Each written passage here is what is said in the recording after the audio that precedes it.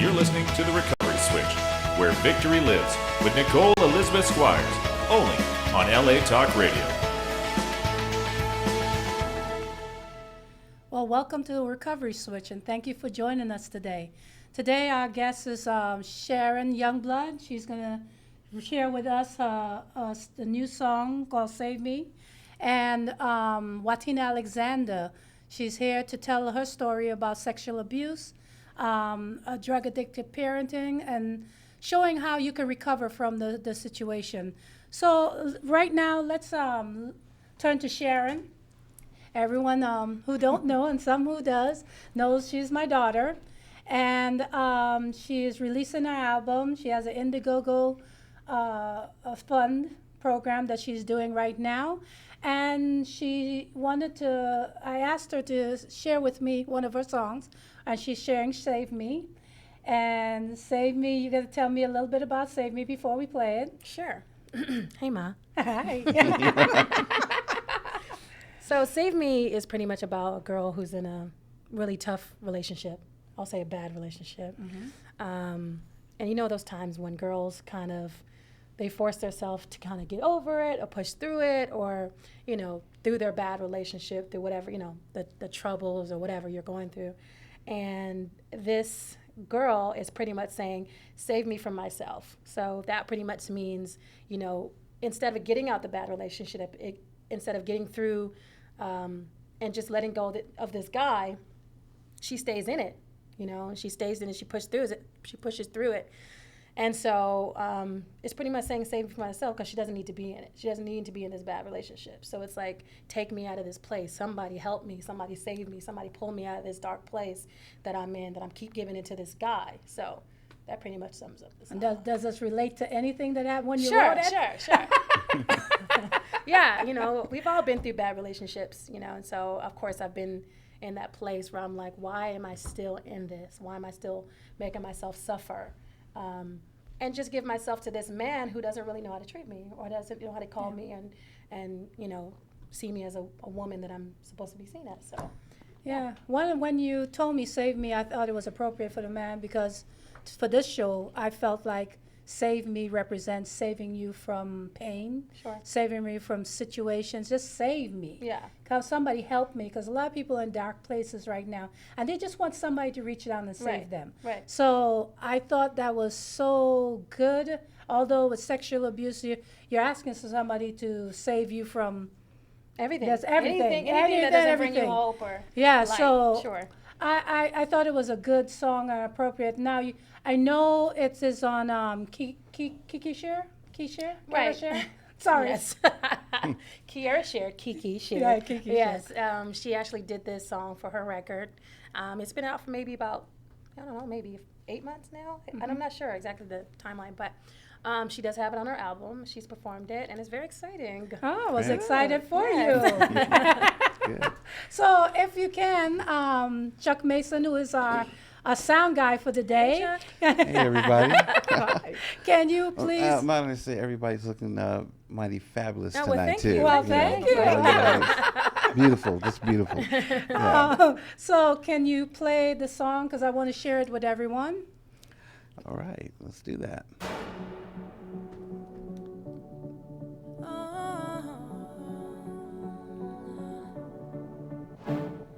Tantalizing thoughts in my head, words that keep ringing of what you said. How can it be over when you just got me to believe?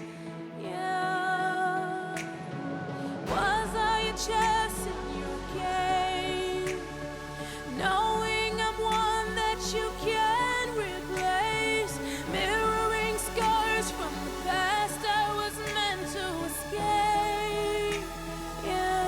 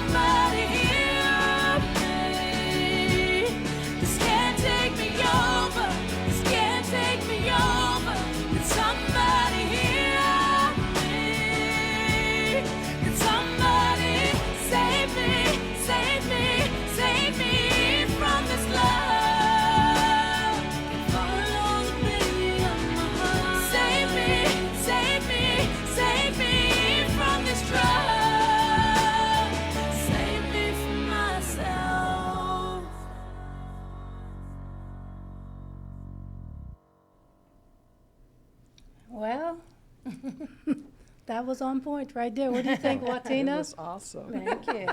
Lovely. Thank you. Love it. It's Beautiful. like, wow, that's so on Yeah. time. Save me from myself. How many times it. have we been in that position Right. where like, Many times. save me Wow. from Feel like you're myself. drowning. Yeah. Yeah. I was like listening to the words, and it's just like so deep.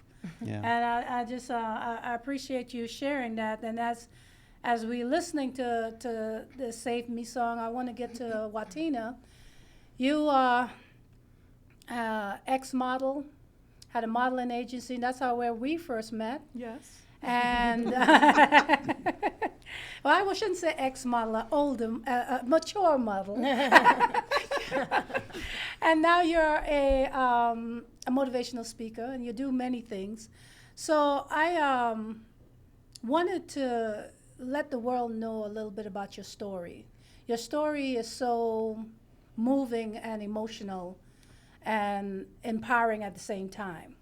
So as we come from Save Me, I'd like you to tell me a little bit about your life. I know you were molested from the age of 5 to 11. Mind you, I did not know that until in the last few years, because she carries such a great face and a smile, you know, and she covers it so well. But so let me know, let everyone know a little bit about your life story. Well, as you said, it was for 6 whole years of my life, and it's so and just listen to her song when it says "Save Me," and that's all you can think of when that's happening. It's like somebody come in and help me, save me, get me out of the situation. And as a 5-year-old, how do you do that? You know, I can still remember it as if it was yesterday. You know, in the living room, we lived in an apartment. We stayed on Hudson Street in Detroit, in apartment number 9. Oh, wow. And my mom's bedroom was right at the head of me, like to the east of me, and then they had the pull-out couch that I had to sleep on, which is what we call a futon now, the Right. lay-down couch. Just laid it down, but they called it a pull-out couch. Right. And this one night, my stepfather just came and got into bed with me and told me if I said anything or did anything, I was going to get a whooping, and sexually molested me.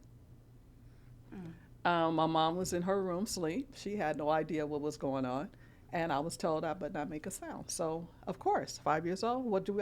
I do what I'm told. And I didn't make a sound. I cried, and it was a silent cry. Oh, wow. Nobody heard it. So it was like, somebody save me. She didn't even wake up.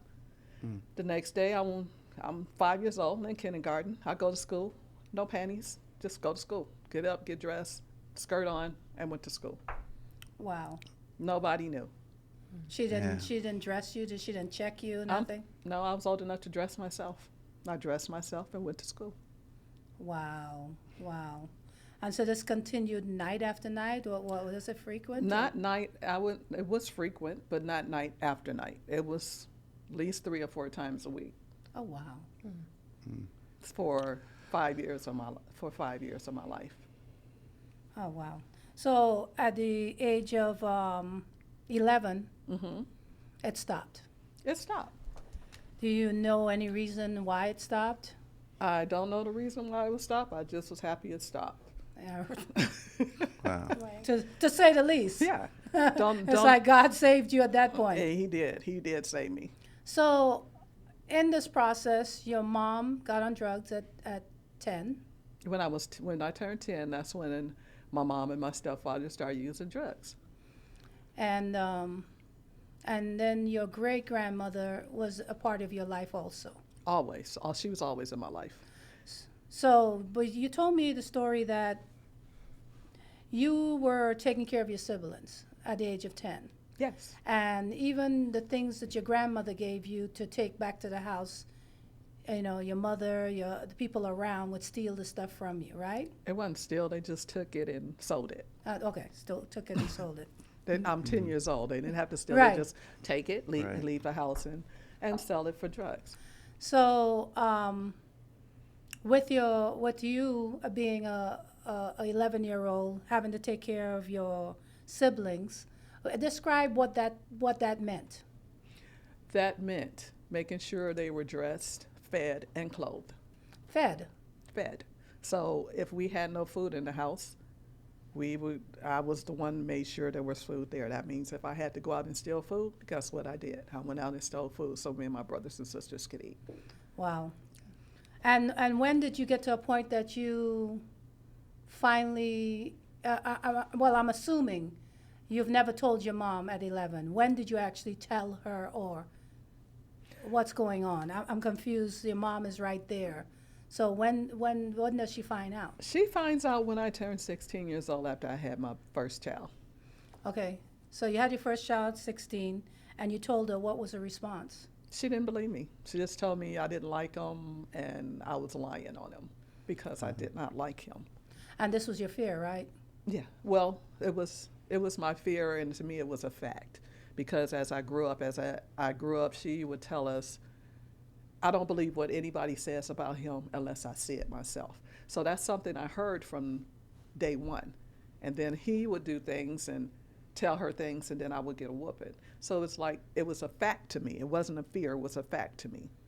So by it being that fact, it's like I wouldn't say anything because I knew that if I did, I wasn't going to be heard. I had no voice. I was like a child with no voice. Nobody heard me. Nobody saw me. And that's how I felt. So when your mom didn't accept the reality, how did you get her to accept this reality? Or did she ever accept that reality? She didn't accept it from me, but my brother overheard us talking about it. And when I left the house, he told her. He said, Mom, she's not lying. I actually saw him and her fighting with him to push him off of her. Wow. And it did happen. And I saw it. And not only did I see it, my little sister, he said my little mama saw it, my sister. Okay. Did she accept it? She accepted it. Did she leave him? No. She is like, okay, I know that he did do it. But no, she did not leave him. Okay. You said at the time she's pregnant at the same time you're pregnant, right? At 16, 16. yeah. But with my last brother. With your last brother, Mark. Mm-hmm. So do you think she didn't accept it because of the drugs that was going on with her, or that she was just so in love that and she was going through denial? Actually, I really can't say if it was the drugs or denial or what it was that made her not believe me.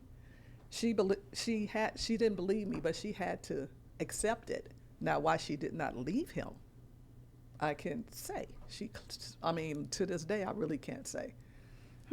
But I know at one time she told me, she said, I tried to leave him, but he followed me.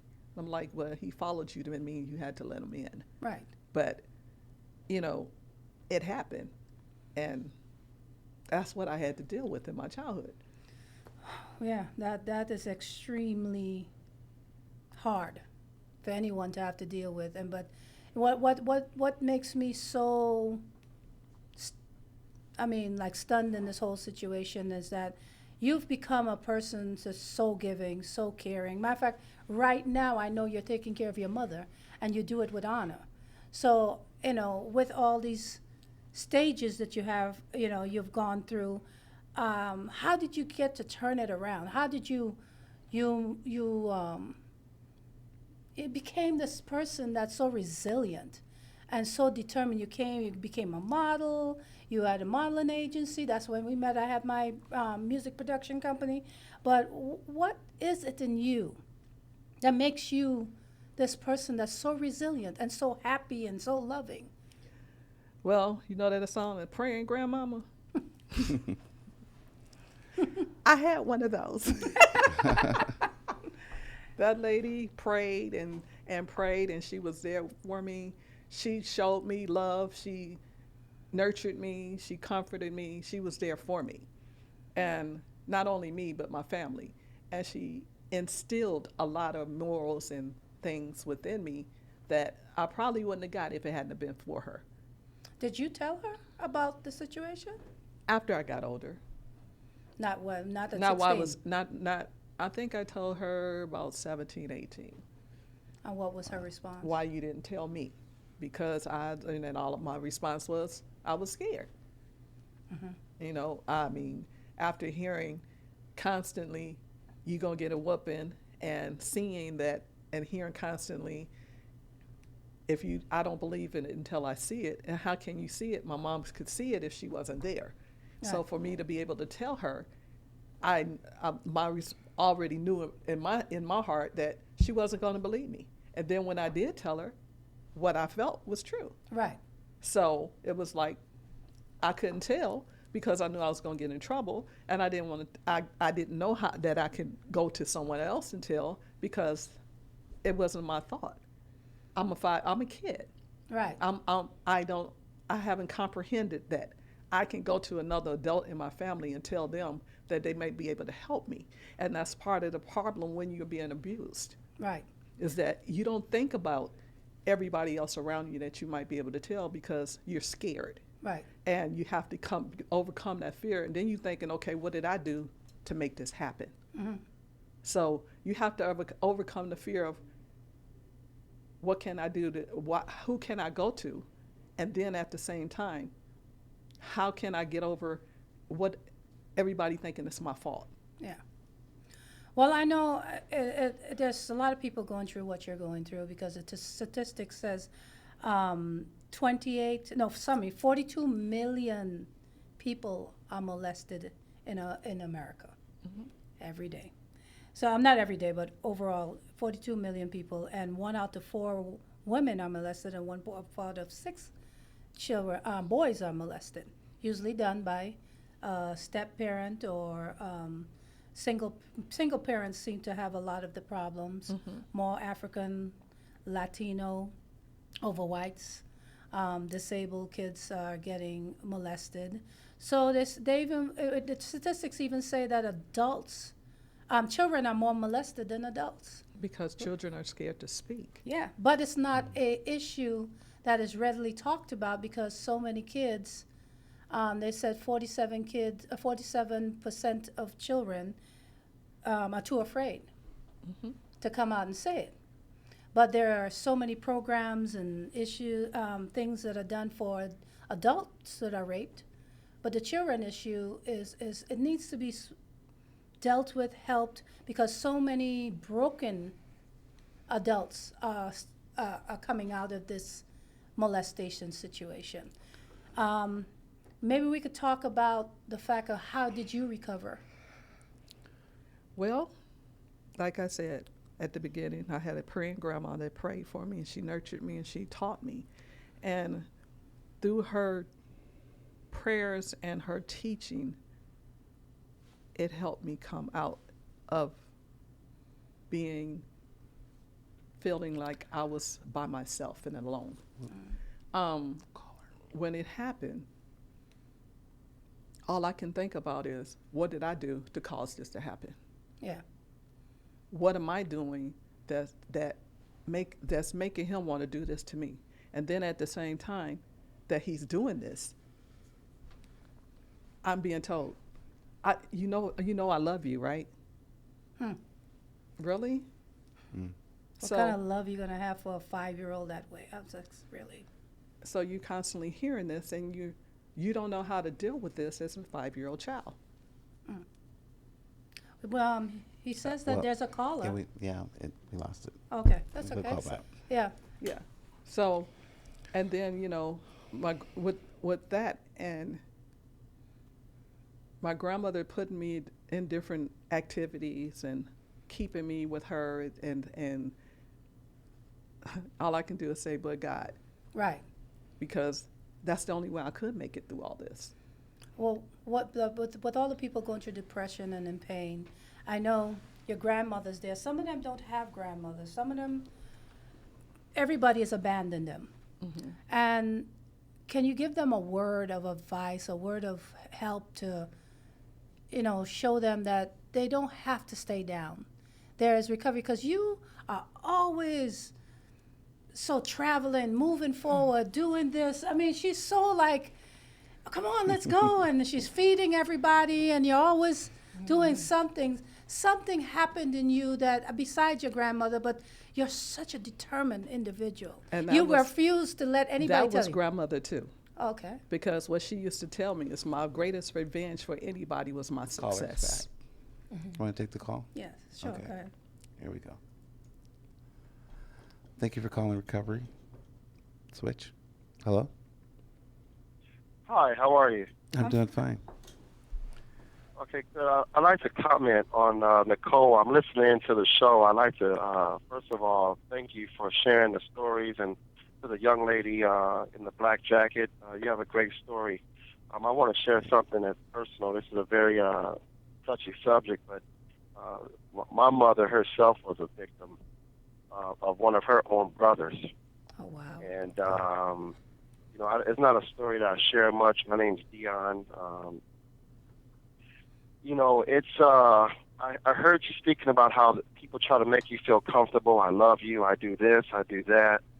And, her older brother took advantage of her as a 8-year-old girl.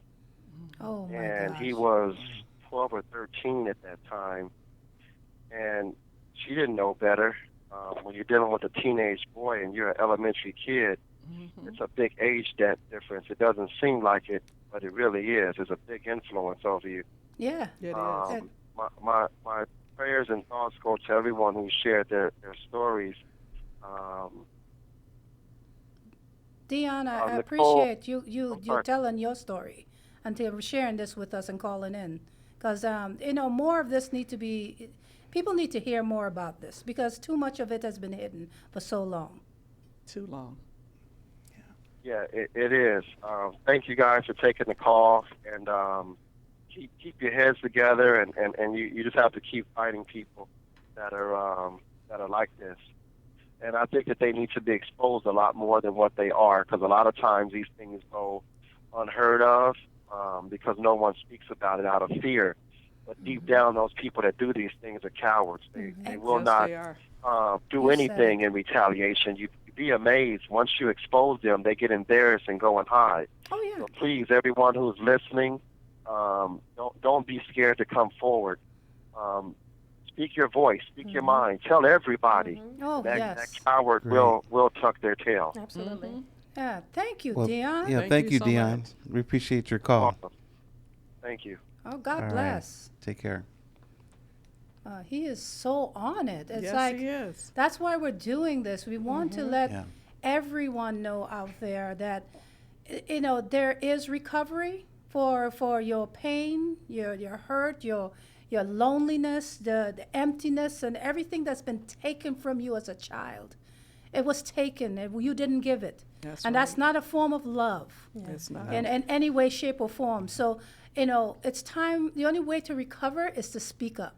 Speak up, and I don't care if you're 50 years old. If this happened to you, open your mouth and let someone know, because we don't need to have this hidden anymore. It's been hidden too long. Too many people are damaged. And it goes on for generation to generation to generation. And I was reading statistics about it. They said a lot of the kids that molest other kids It was because they were molested themselves. Absolutely. Yeah. And I want to read the signs that they said are. They say when children are molested, this is what you look for: depression, anxiety, anger. Kids that lose their appetite, withdrawal from normal activity, malnutrition, fear of certain places and certain places to go or people. They'll start to withdraw. They don't want these people around. Bedwetting, night sweats, nightmares. These are some of the things, thoughts of suicide. This is what this breeds. And that's why it is so important for us to tell the story and show how they can recover. Because there is recovery within it, right? There is. It just takes time to get there. Yep. Yeah. Because you said I was withdrawn. You know me, Right. so you wouldn't know that about me. But when I was younger, I was withdrawn. I would stay to myself. I would be quiet. I would fight all the time. Oh, lot of anger. wow. I would Yeah. Lot fight of all anger. the time. Yeah. I mean, I didn't care. Yeah. I fight you in church. I didn't care where we was. I would fight. Wow. And I would just stay mostly to myself majority of the time. You know, certain cousins I would hang around with, one cousin, and otherwise than that, I was basically to myself, or try to avoid. I would try to avoid being at home because that's where all my torment was. Oh, wow. So if I even remember a time leaving home, running away from home at 6, 7, I think it was, to my grandmother's house. And my mom came and got me. But she didn't know what to look for. She didn't notice no signs. And brought me back home. Wow. So I'm back. I left my torment, but for her to bring me back to it. And at the same time, the fear to speak up. So what I've done with my children, I tell them, I've told them since they were little, I don't care what anybody touches you, and when you're, you know, as they're younger, you know, your private spaces, your personal spaces. Right. If anybody touches you in your private, personal area, you feel uncomfortable, come tell me. I don't care what they say. And as parents, that's what we have to do. Yeah. And we have to tell our kids, I don't care what it is, come and tell me. I don't care. If you don't feel comfortable with that person around you, don't feel comfortable with that person touching you, let me know. And that's what I deal with my kids.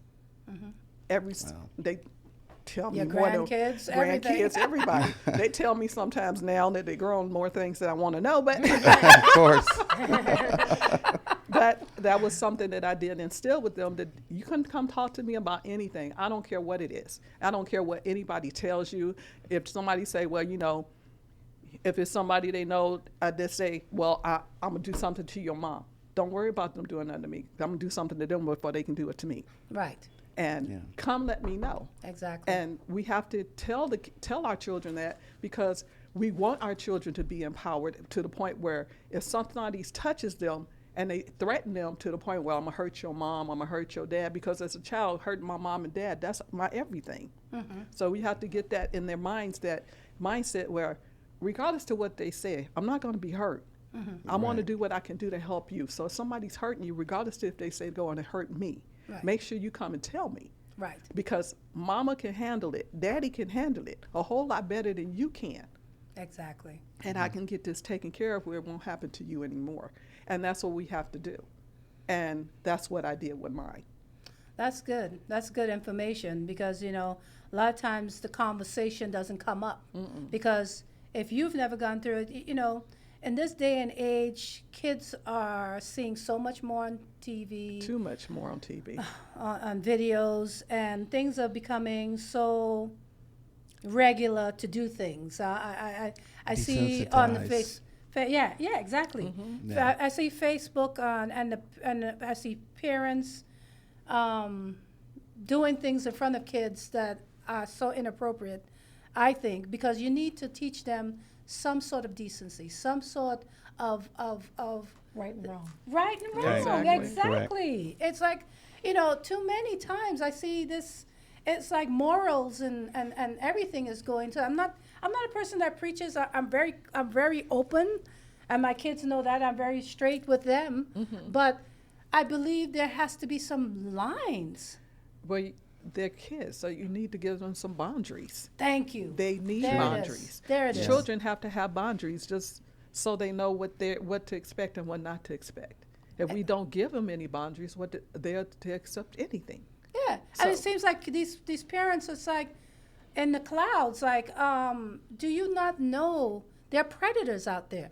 And it could be your uncle. It could be this. It could be that. It lot could of be times somebody it's your from the people you church. know. Yeah, Yeah, it the could be people the somebody at the closest church. to you. Exactly. Yeah. Exactly. So, you know, it's so important to tell them this. It's so important to give them a sense of strength, and knowing that if you come to me, I will deal with this. So, you It's know, very important. yeah, and your grandmother saying, tell me that again, because I kind of like that. I might take that. You can take it. You can use it. It helped me through a lot of things. She was always telling me my greatest revenge was my success. So for everybody out there that someone is telling you that you can't make it, you never will be nothing, you are whatever negative conversation that's coming out their mouth, remember, your greatest success, Your greatest revenge your greatest revenge is your success. is your Because success. everything, I was always told, I mean, because where we grew up in our neighborhood in Detroit,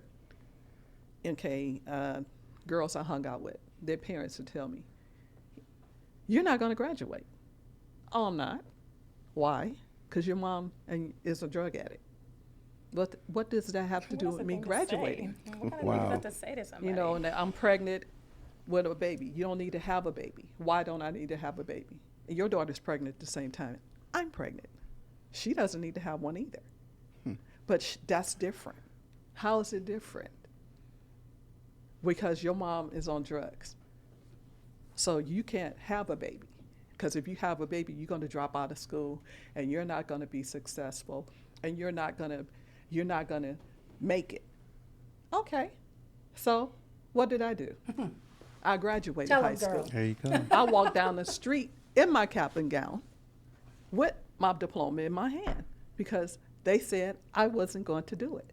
Did their daughter graduate? Anyway, Oh, wow. Okay. and my mom is a drug addict at that time. Right. So you can't, I always took what my grandmother said and then it would just give me fuel when they would tell me what I couldn't do. I know, because you've been to college, have a degree, Yeah, and couple of everything. degrees, couple Couple of degrees. degrees. So it's like, how you gonna tell? I mean, I understand that they have the college course, sociology. Your social environment makes you who you are, but not all the time. Yeah. Because if I went by the book, and by my neighborhood, and by everything I heard, I would be a drug addict. I wouldn't have anything. I would probably be I'm supposed to be in a crazy house somewhere because I was molested all those years. And I actually, one more piece to the puzzle. After I had my kids, went to the doctor, got checked up, OBGYN. I was told I wasn't supposed to have any kids Oh, wow. Why? because I was so messed up inside. And the doctor asked me, he said, Wow. "Do you have kids?" I said, "Yeah, 3." He said, "Wow, I don't know how." Wow. Wow. That's pretty deep. That's like, Tina. huh? He said, "I don't know how." He said, "Because your insides are so messed up, I don't know how you had one child." Wow. So, according to everything that man say, I wasn't supposed to be where I am today. But God said I was Tell going to it. have kids. He said I was going to be successful. That's why I praying grandmama in the Bible and her dragging me to church. That was my drug habit. She drugged me to Sunday school. She drugged me to choir rehearsal. She drugged me to Ursha board meeting. She drugged me to Bible study. That was my drug She habit. was head of the music ministry, And she right? was the minister of music. So I was at everything at church. And with her instilling the morals that she instilled into me, helped me be who I am. And then it later on helped me, as I grew in God's word, helped me to understand that, yeah, I had those things happen to me.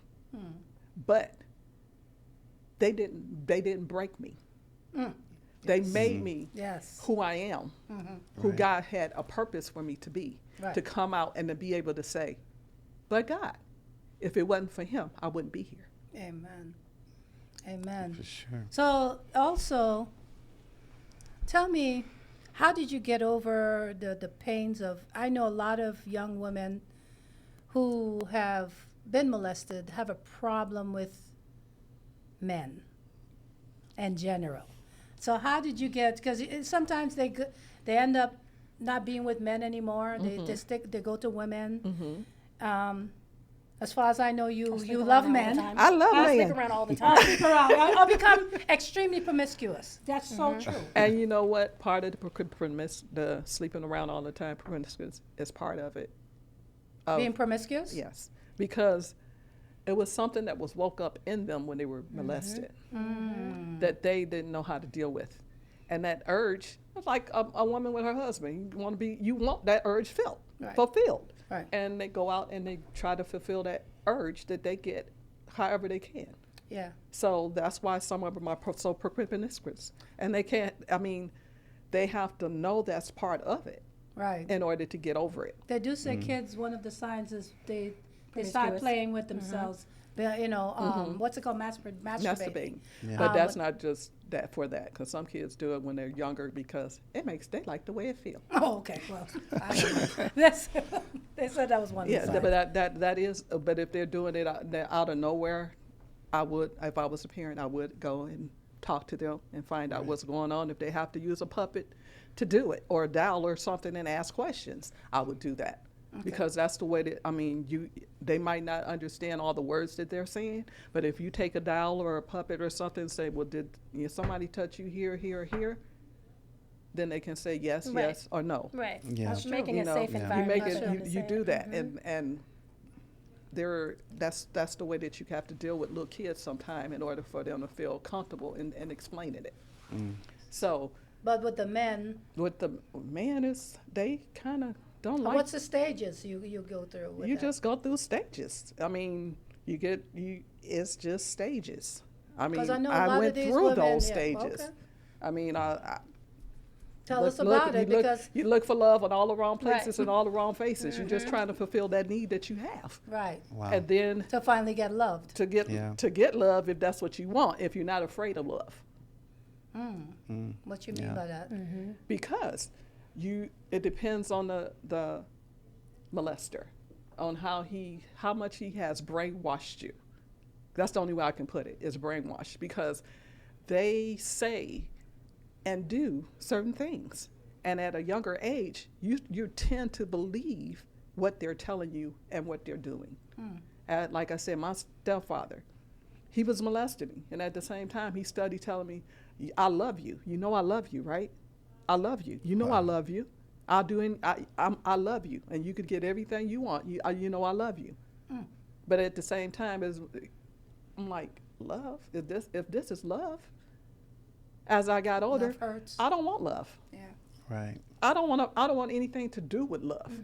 For what? Yeah. Because if this is what love is, if I get to the point where I would get to a point where I felt like I was in love, falling for somebody, I'd leave the relationship. You wouldn't see me no more, because love was pain to me. It was just Yeah. hurt and pain. So why do I want to be in a relationship where I'm starting to fall in love when I know it ain't gonna be nothing but pain? Why do I want to talk on the phone with somebody that I know all this is pain? So where most girls will teenage girls get on the phone and they talk to their boyfriend in middle school and stuff, I didn't even want a boyfriend. I wasn't one of those no, that wasn't me. That had been tough on your relationships. What relationship? I didn't have one. I mean, well, yeah, trying to have one. Didn't Yeah. want one. Yeah. Because relationships and getting close to somebody meant pain and hurt, and I didn't want to deal with that. Yeah. So how did you recover? It was a process that I just had to go through and just start dating, and then when I get to that stage, I'm like, okay, Lord, you're going to have to help me through this part, because you I know think that's all I'm of gonna us. I'm gonna run. I'm Right. gonna run, and I'm Right. gonna run fast, and I'm going to do something that's gonna cause him either to leave or I'm gonna leave. Right. So I'm gonna pick a fight. I'm gonna do something that I know he doesn't like. You still do this? Not really. Not like no. I used to, no. No, yeah. No. But I used to. I would pick a fight. Because I it's would coming find- across like you're still doing it. I would, I wanted to clear it up because I don't see that of you. I would find I see you something. spoiling people. I would find something to do to push that person away. Yeah. But now Wow. you spoil them, huh? Well, You always cooking. That lemon cheesecake, Lord. No, the gumbo. Oh, the gumbo Yeah. too. Yeah. Oh my gosh. I've You seen know you that. make a meal, yeah. He be begging for that around his birthday every year. every year. That's right. Don't forget that big pot. No, you're amazing. You're just You an are. amazing woman. So kind, so giving. I mean, there's nothing you won't do. And, you know, you don't let anybody push you over. you know, you'll put them in check. Well, And I get that. We totally get that. Well, I'm the same way. well, that's the Detroit in her. Yeah. So. No, she just told me I'm the same way, and it's so true. That's why we hit it off from day one. And you're such a businesswoman, because that's Yeah. another reason we hit it off over 25 years ago. yeah. Yeah, 20 something. Wow. Yeah, Definitely yeah, a Yes, go-getter. over 25 years, yes. You're a go-getter. yeah. Both of us are go-getters, and you're always traveling, Miss That's Traveler. fun. We have a call that's coming in. Okay, Let's go take ahead. this real quick. Hello, thank you for calling Recovery Switch. Caller, who's speaking? Scotty Grand. Scotty. All right. How you doing, Scotty? How are you? All I'm right. fine. I'm loving the show. I'm glad you're loving And the we show. love you. Thank you for tuning in. love Thank you you. for tuning in. We appreciate that. Awesome. Well, I'm just calling to try and just, I guess, speak my piece a little bit. I've had some experience with this situation, not with myself per se, but in my extended family, and I've got to sit and watch it do so much third-party damage. That's so true. And That is true, too. from both sides of this person feels like Watina's saying, neglected, and how is this love? And then the person who did the deed, they're destroying themselves because they had a moment of weakness and they don't understand how they could have done it, and it just destroys everything from like inside out. And I was just trying to call and just say, when people do these things, I don't know the answer, I don't know the rhyme, I don't know the reason, but people do change, and that same guy that is helping that person, the victim, get through it. Hopefully, that same guy is helping the person who did the deed Very true. never do it again and want to be completely better. That's true. You know. Real. Yeah. So I just wanted to speak for those people because I watched both sides cry their eyes out, and their whole relationship is ruined, and seems like there's no kind of way to get back on solid ground. But hopefully, that guy is helping both of those people. That's a good point. That's a good Yeah, point, that's Scotty. very That's that's a really good point. You know, Absolutely. Because that person is broken in some way too. Yes. That person Yeah. is, to actually do that. That person was a silent Yeah. cry inside of them that they probably haven't spoke about, that which causes them to now do this to this Exactly. person. Yeah, I feel that. Yeah. It's like I it's, believe in therapy. yeah, yes, you do. 100%. Therapy Yes, you does do. No, help. seriously, Therapy that's does help. everything. Yeah, no, there's collateral damage everywhere with this Yes. type of situation. Collateral damage. So Exactly. everybody got something. Yes. Yeah, no, Scotty, I appreciate your thought on that, because Yeah, that is 'cause- such a good point. We don't think about that. Yeah. We Yeah, really don't. I'm listening, and I'm like, I happen to be a gay guy, and I've always, weirdly, I've never been molested or touched in any kind of way, and I used to hate that I had it. I used to hate that I hadn't, because I was like, well, why? I'm gay and nobody touched me, and I was kind of regretful of that, Oh, in the sense of like I wanted to blame somebody on me having an issue or something, you know. Right. Yeah. And sometimes I see some people when they do, and I know some of them in my family, they're so regretful for something that they really just had a horrible moment in their psyche that broke down, and they did this horrible act that really defined their entire existence after that. And like life is supposed to be about changing and learning from those mistakes, even when they're that grave, Yeah, absolutely. Now, we will be talking to you further, because you're going to come and play your music on here, right? For real. Absolutely. Don't even try playing that. You ain't. Don't be a stranger. If this ain't love. Scotty. Yeah, you're gonna play some of your music on this radio, Scotty. Yeah. Love y'all. love you. Love Y'all you. keep it up. It's amazing. Thank Well, you for thank you. calling. Topic is up. People need to talk about it. It's awesome. Keep it up. Love Thank Mama. you, thank you, Great. babe. Love you. Love you. Appreciate the call. So I want to thank everyone for coming and listening to the Recovery Switch. I hope we gave you some revelation, some insight on the subject of sexual abuse and drug-addicted parents. And I want you to know that you can recover. Anything is possible. We have another call. We'll do it real quick, Real but we quick, have to real get quick. off the air. Yeah. There we go. Hello. Hello? Hi. Hi. Hi, I am calling in. I'm listening to your show, and I'm just totally moved by your show, and I'm grateful that there's a show on the radio like this, and I love watching you guys. Isn't it awesome? Great. Thank you so much for calling in and giving us the support, because it's the first show and we want to make a difference in out here. So thank you. Yes, well, thank you guys. Bye-bye. Bye All bye. right. Take care. So again, thank you for coming to the Recovery Switch, and every day make it a blessed day. God is amazing, and we'll see you next week.